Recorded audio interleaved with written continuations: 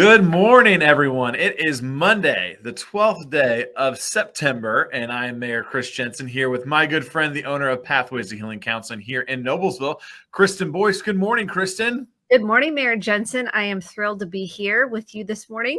We are always honored to have you, and we're always so honored to have all of our friends from around the world join us for another edition of Mental Health Monday. A quick history of Mental Health Monday. We are now about 2.5 years into this conversation around mental health, which, Kristen, I'm sure you feel the same way. Is hard to believe we've been doing the show for 2.5 years. I cannot believe it. Yeah, and it really, I give you massive props. You're the one who kind of pressed me and encouraged me in the middle of the pandemic to see if we want to go on Facebook and talk about mental health. And it's been an incredible ride ever since.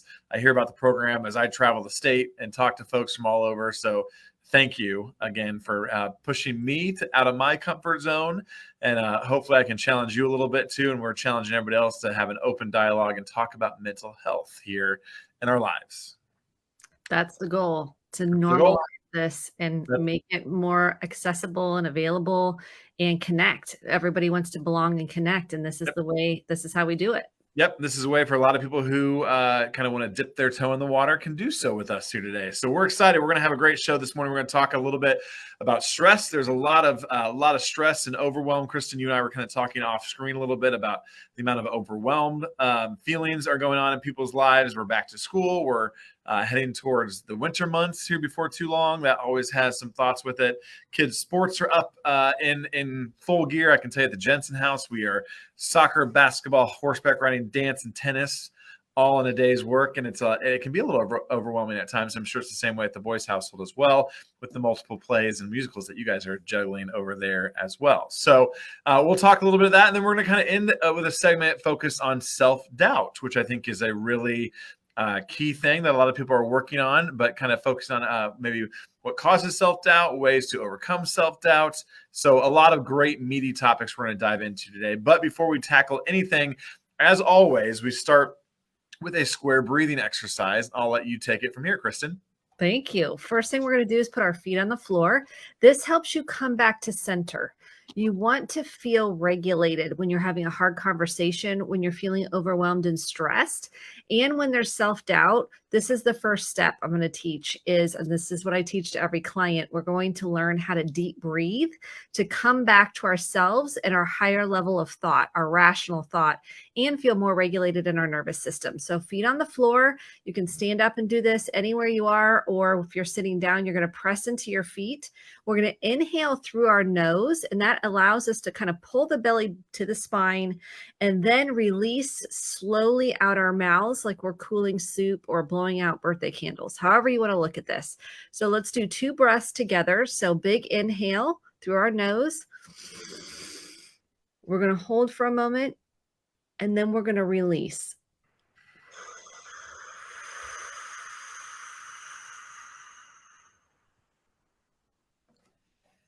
Did a lot of this over the weekend. Continue to do a lot of this. So I can just feel my nervous system. So check in with your nervous system and feel the difference. And I encourage people to do 4, 5, 6 breaths, depending on your own nervous system. So let's do one more together. Big inhale through your nose. And release.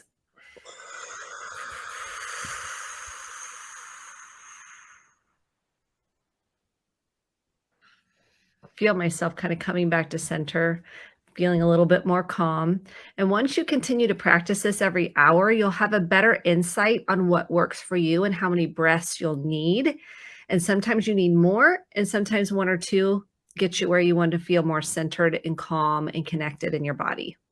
I have been working on this the last couple of days because I was at an Orange Theory class last week where I think it was there, or maybe you, one of the two, had talked about how on a normal given day, if we don't take a deep breath, we're not getting to the bottom of our lungs and pressing all that air out of there. And so it's important to stop and take those deep breaths. If not, we're focused on shallow breathing, which is not helping us process our emotions and process through that. That might have been you who maybe even told me that. I can't recall. But so I've been focusing a lot this weekend and last week on deep breathing, trying to visualize the air from the bottom of the lungs forced up and out. So there you go. Beautiful. Beautiful. Yep. I love visualizations. That helps cue your brain. Yep. Really embrace the process.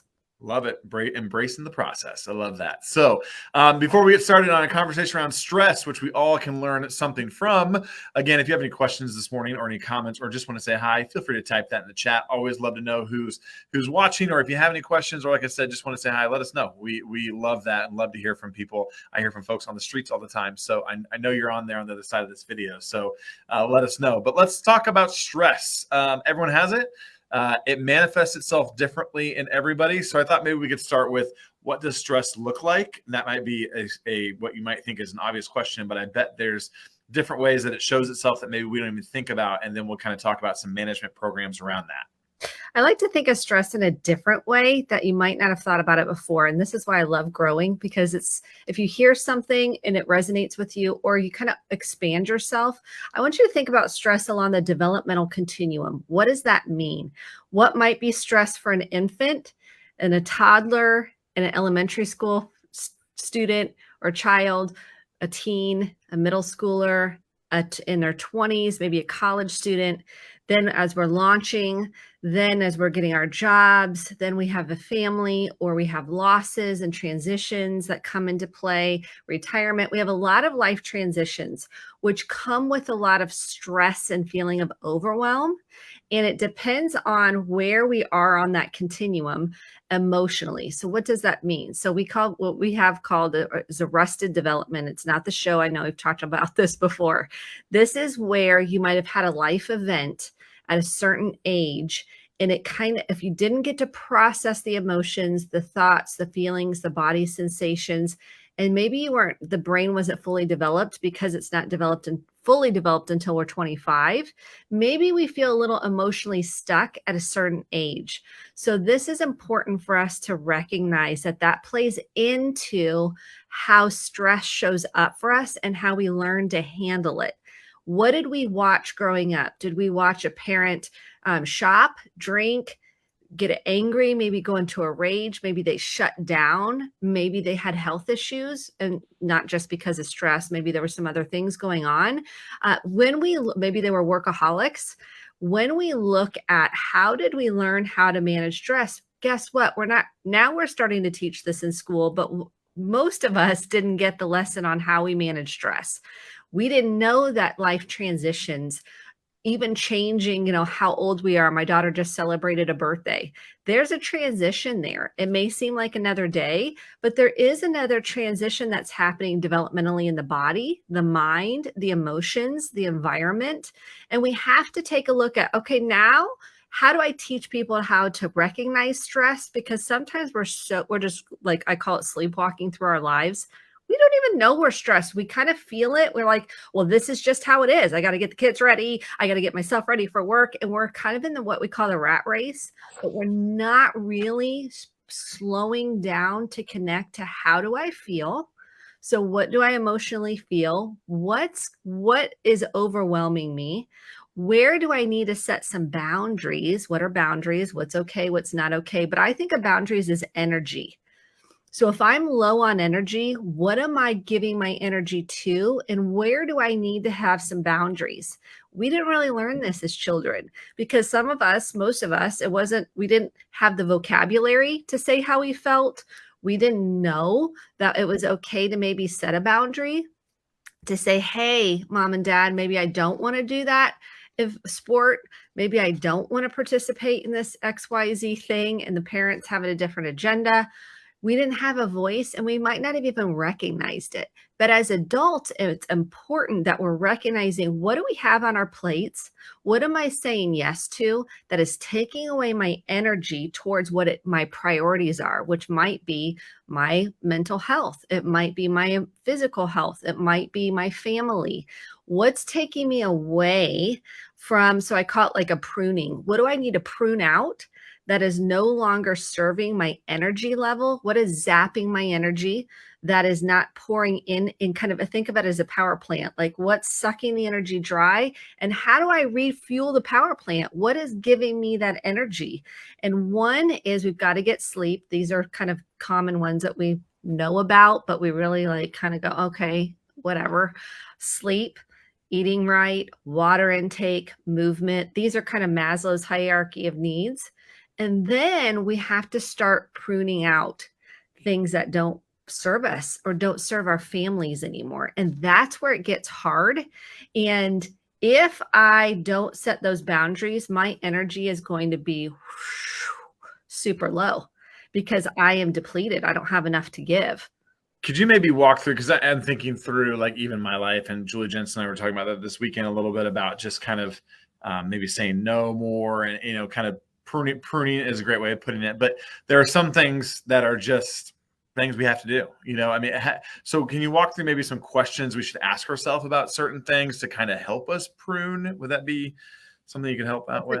That's a great question, because one, think of pruning like when you prune plants. Okay, they have to be cut back. How do we know what to cut back, what's necessary to cut back, what we don't want to cut too much off, because then it won't grow and thrive in the soil. So this is kind of a metaphor for what is necessary. And write this out. You're going to take a sheet of paper. I keep a journal with me at all time, or a piece of paper. I love these little books that you can keep, or you can do it in your phone. And you're going to go, okay, you're going to make a list of what is an absolute yes that I have to do. I have to do the laundry. Okay. You can outsource that, but that's going to cost you, right? You have to do the laundry. You have to, make sure the house is, or your apartment or wherever you live is taken care of. I have to brush my teeth, do some hygiene. That's necessary. Sleep is necessary. Like, people think, well, I don't need that much sleep. Actually, science says we need at least adults need at least 7 to 8 hours of sleep to function optimally. So that's a non-negotiable. Now, so that would be in the has to category. Then you make another list on the what's optional, or I could prune back, but my fear of pruning back. So then if I put the optional, the next column is what is your fear around letting that go. And a lot of times it's disappointing someone, making someone upset. They're going to think I'm not doing a good job. They're going to think I'm less than. They're going to think I'm not contributing. It's all people pleasing and what we call fawning.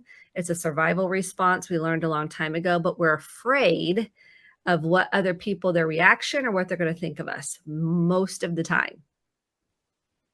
Yeah, I think that's helpful to kind of walk through, because again, it is so easy to just for you and I to say it like, oh, just prune back, but we all know that we have responsibilities. We know that that's just not a reality. So we try to speak on this show in particular about realities and how to walk through that. So I appreciate that exercise, because I think it's easier said than done going forward. So okay, you've pruned your life, you've made some key dialing back decisions, still kind of working through those feelings within your body. Can we talk a little bit about stress relieving activities, how to manage kind of just our existing stress that may not go away? Because I think it's key too, and you can probably chime in that all your stress is not just going to go away. It's not. It's a fact of life. It's there. So in the moment, I mean, can we walk through some ideas on that? Yes. So the first thing I would say is you got to recognize that it's in your body. If you don't recognize it's in your body, then you're going to have your body will start screaming at you and shutting down. That's one of the most important things I can say, is if you're disconnected from your nervous system and you're disconnected from what you're feeling in your body, that stress is going to manifest. And that's the most important thing. So connecting to your body, what is your body telling you? Ask, what is my body telling me? What am I feeling? And then I like activities such as music. That's so great for your nervous system. Think about the sensors, your 5 senses. This is very important. That helps with stress. So do you need to light a candle, or maybe essential oil, something where you're smelling lavender, something where your nervous system can go, oh, okay, that's a comfort to my nervous system. What are you listening to? Are you listening to things that are stressing you out? Can you put some music in? Maybe you need just some calming sounds. Maybe it's sounds of the nature, or the ocean, or something like a sound machine. That's very helpful. In our office at Pathways, we have sound machines, 1 for noise reduction, and 2 because we know scientifically it helps calm the nervous system. It's like being in utero with the calming sounds. So sound machines are very helpful to have in your environment. So guess what? I brought them home. And now we have sound machines everywhere because I'm a firm believer in those 5 senses. What are you watching? What are you putting into your nervous system? I have some clients that they can't watch crime shows. We've talked about this.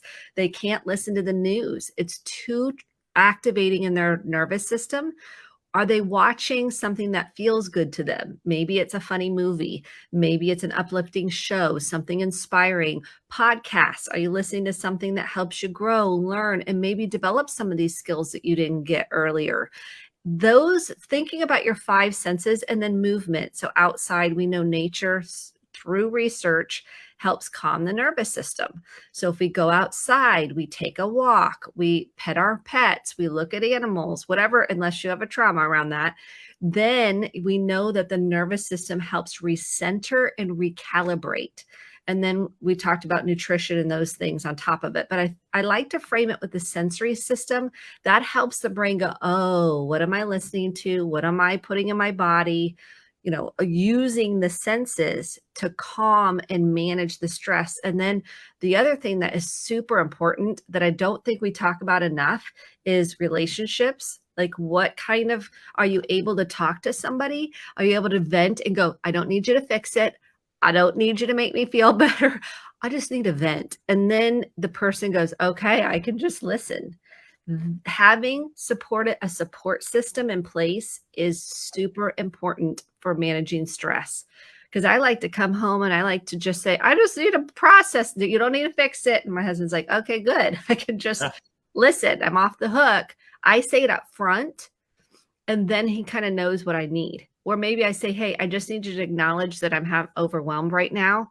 And then I have to check in with asking for help. Where can I ask for help or seek resources to help me? It might be I need help at home. It might be I need a 12-step program. I need to join, or watch some videos on exercise, a yoga program. Where do you need to ask for help? That's the other piece that's so important.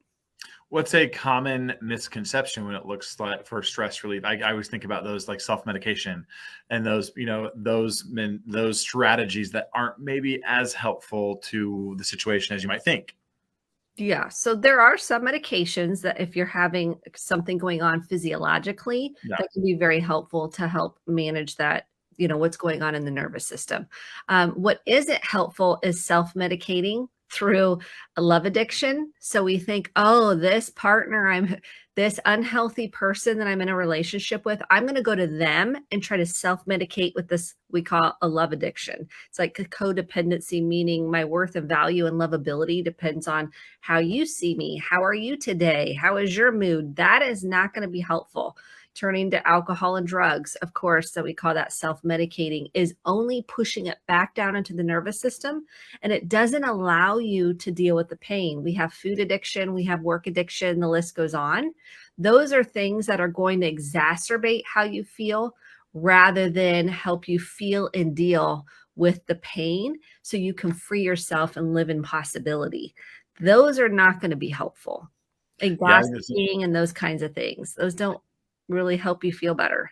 No, and I think it's important to name those because especially during the pandemic in particular, I know we saw from the city side, I'm sure saw it from the mental health side, the amount of self-medication that is now still manifesting itself in a lot of people's lives and are kind of people are trying to work through those right now coming out of this. So great. Well, stress is always something that we can probably talk about on a monthly basis, Kristen, because it's not going to go away. I do want to turn a little bit here and talk a little bit about self-doubt because you're hearing that term more and more now. And I'm hoping that because we are getting more open about our mental health and having more open conversations, I've heard it even within my circle of friends, some people talk about self-doubt and then being able to name it in themselves and know about it. I thought that was just awesome. So can you talk a little bit about self-doubt, what that is, what it looks like, and how you kind of work through it? We all have it. So that's the other thing. This kind of, we're humans, so we have self-doubt. And preparing for today, I wrote something out. What if we stop looking to others to accept, approve, and appreciate us? because that's what we're doing. We're going into, and I see it with my kids. They'll go, well, maybe I shouldn't have made that decision. Maybe I shouldn't have picked that outfit. Maybe I shouldn't have said that thing to a friend. And that's filled with self-doubt. The fear underneath, the shame says you're not enough. The shame says you shouldn't, because we should on ourselves. The shame says you're not good enough. Really, self-doubt is rooted in fear of what other people think or making the wrong decision. Like we're afraid we're going to make the wrong decision, and then there's going to be these enormous consequences. And perhaps we've had an experience where we made a poor decision and that affected us. And the truth of the matter is we learn from those decisions. It helps shape our journey. I've made so many quote unquote mistakes, which are learning opportunities, and they have been the greatest gifts, as painful as they are in the moment, to me, to expand me, to grow me. Self-doubt is an invitation to say what's underneath it. So if we're looking at the metaphor of pruning and roots, let's go back to that. We have to look at the root of self-doubt. Oftentimes it gets planted very young. So we're told how we should or shouldn't be by maybe a teacher, a coach, a parent, a grandparent. We get all these messages on how we should or shouldn't be. And then when it comes to decision making, we're filtering all those voices in our heads. And it's almost like we're thinking about what the right decision is. And guess what? You're the one living your life. Nobody else is living your life.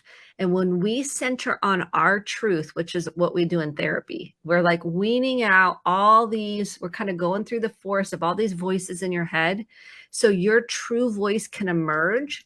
And when you settle on what is true for you, what will work for you, what won't work for you, then our nervous system feels more centered and we feel more calm. We feel more confident to make that decision. It's the voices in our head and the voice of shame saying you should or shouldn't do that, which is fear, that keeps us in that self-doubt. How we nurture that is saying, what is the best decision for me? And giving yourself permission to say, it's okay. There is no perfect answer.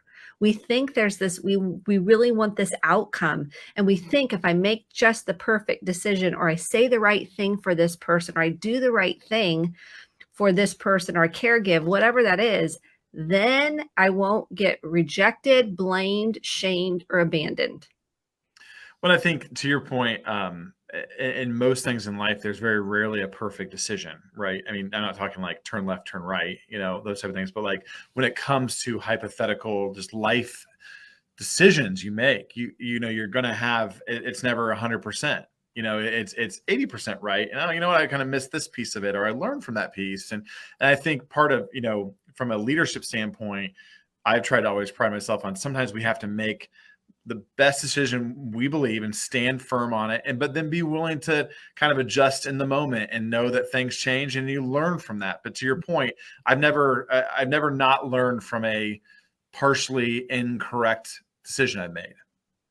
Yeah, it's a hard lesson, and regret can be, a powerful teacher, and we hate that. I have clients all the time. They're like, I just don't want to have regret. And I'm like, I hear you. And I can't prevent regret. I can just try to get clarity and a lot of times I'll write it out. Like, what is my fear? What am I struggling with?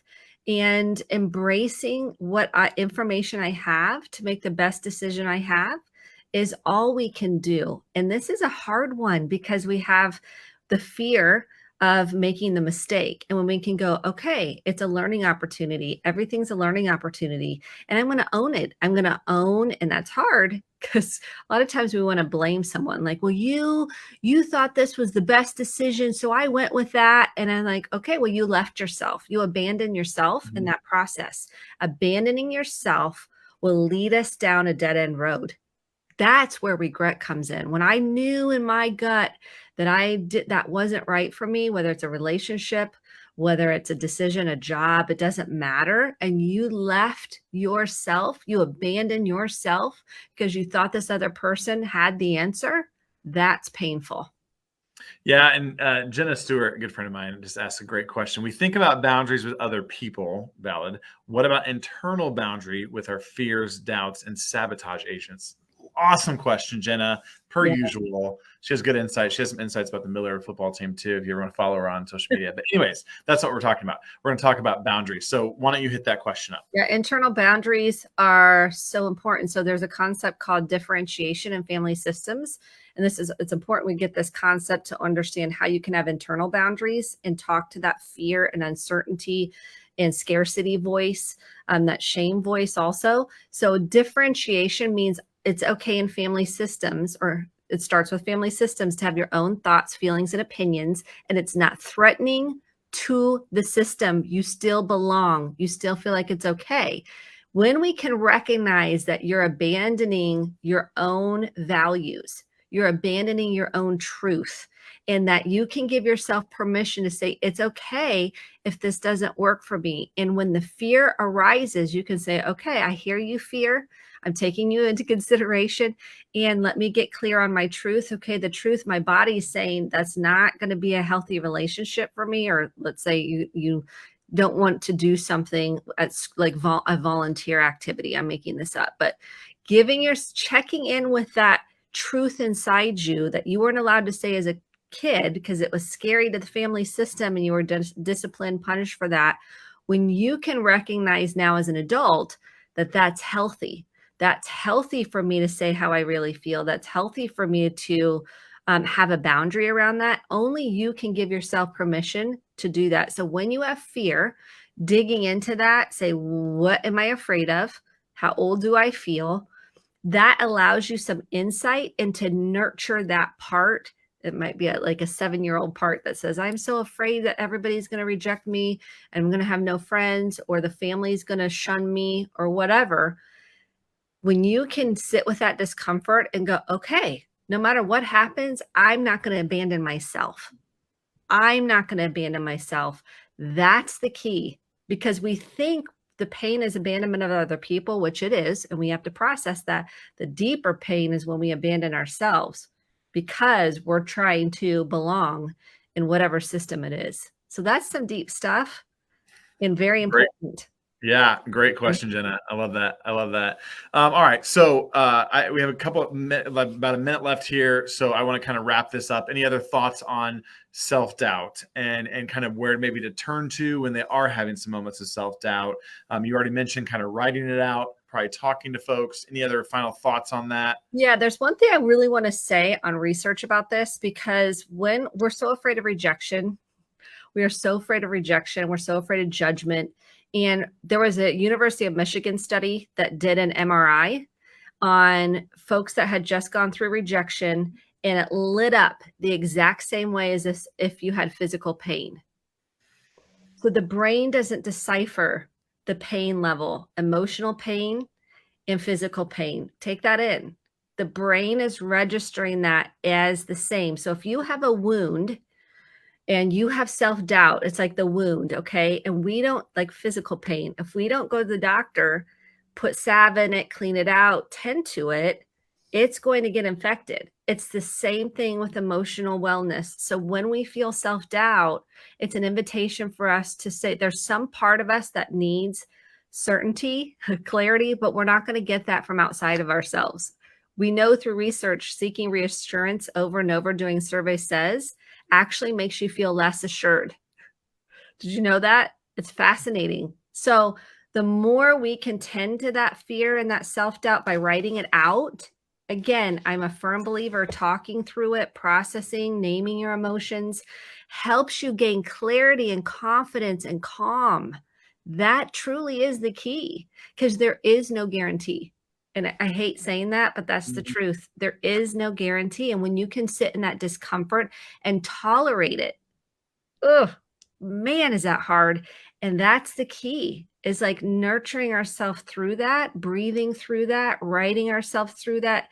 Again, support is so important to help kind of gain that sense of security within yourself. Because if we feel insecure somewhere along the line, we felt insecure younger, and that's just a younger part coming up and inviting us to be tended to, self-compassion, give ourselves some grace and some permission slips to do what we need to do. And it kind of goes back to basics. We were always taught as a kid, trust your gut, right? And basically, you know, I've gone through where I've tried to make a decision, and you can ask 10 different people. You get 10 different answers, and it leaves you with even less clarity, you know, even less clarity. So that's a great point. So, well, this has been awesome between stress and self-doubt, incredible topics. One last thing before you go, if you're in a crisis situation or need help, where do you turn? 988. We love 988. You can text or call. Please don't do this alone. There's tons of resources on the City of Noblesville website as well. There are lots of options out there. Please know you matter, you're important, you're loved, and you're enough. And that shame story wants to take you out of that truth over and over and over. Yep. Thank you, Kristen Boice. I appreciate you. Thanks to everyone who tuned in. We'll see you back in a couple of weeks with another episode of Mental Health Monday. In the meantime, stay safe. Thanks.